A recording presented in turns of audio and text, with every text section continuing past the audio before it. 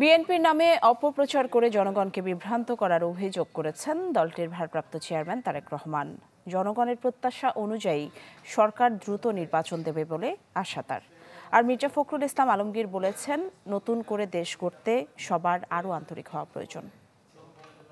NGO cement, আস্থা নিরাপদ নির্মাণে।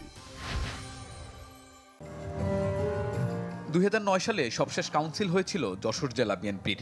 প্রায় 16 বছর পর এমন আয়োজনে দক্ষিণের এই জেলায় নেতাকর্মীদের মাঝে উৎসবের আমেজ।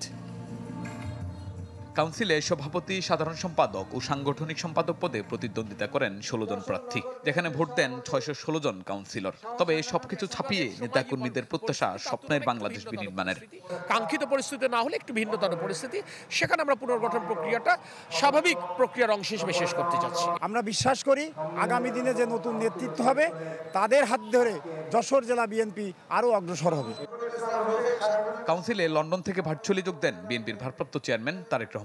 আহ্বান জানান বিএনপির নামে অপপ্রচার করে জনগণকে বিভ্রান্ত না করার। বেশ অনেক নেতাকর্মীর বিরুদ্ধে ব্যবস্থা গ্রহণ করেছি, যারা দলের এই অবস্থান থেকে সরে গিয়ে কোনো অনৈতিক কাজ করেছেন। কিছু সংখ্যক ব্যক্তি এটিকে দলের দুর্বলতা হিসাবে উপস্থাপনের চেষ্টা করছে। বিএনপির অমুক লোক এটা করেছে, তমুক লোক এটা করেছে, দয়া করে এসব কথা বলে বিভ্রান্ত করার চেষ্টা করবেন না। জনগণের প্রত্যাশা অনুযায়ী সরকার দ্রুত নির্বাচনের ব্যবস্থা করবে বলে আশা তারেক রহমানের। আমরা প্রত্যাশা করছি যে অন্তর্বর্তীকালীন যে সরকার, এই সরকার যার প্রধান কাজ হচ্ছে দেশের মানুষের প্রত্যাশা অনুযায়ী একটি নিরপেক্ষ স্বচ্ছ নির্বাচন উপস্থাপন করা বা উপহার দেওয়া দেশকে। আমরা প্রত্যাশা করি সেই কাজটি মনোযোগ সহকারে যত দ্রুত সম্ভব এই অন্তর্বর্তীকালীন সরকার সেটি করবেন। এদিকে জাতীয় প্রেস ক্লাবে আলোচনা সভায় মির্জা ফখরুল বলেন, নতুন করে দেশ গড়ে তুলতে সবাইকে আরো আন্তরিক হওয়া প্রয়োজন। দীর্ঘদিন ধরে এই দেশের রাজনৈতিক দলগুলো তারা যে চেষ্টা করেছে, তারা যে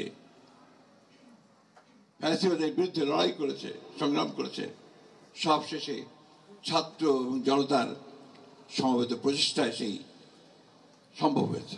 ভবিষ্যৎ প্রজন্মের জন্য একটি বাসযোগ্য দেশ নির্মাণে সবাইকে ঐক্যবদ্ধ থাকারও আহ্বান জানান মির্জা ফখরুল ইসলাম আলমগীর। আমরা যেন সবাই ভবিষ্যৎ প্রজন্মের জন্য বাসযোগ্য দেশ তৈরি করার জন্য সবাই যেন কাজ করতে পারি। শাহনিয়াজ বাবলু, চ্যানেল 24, ঢাকা।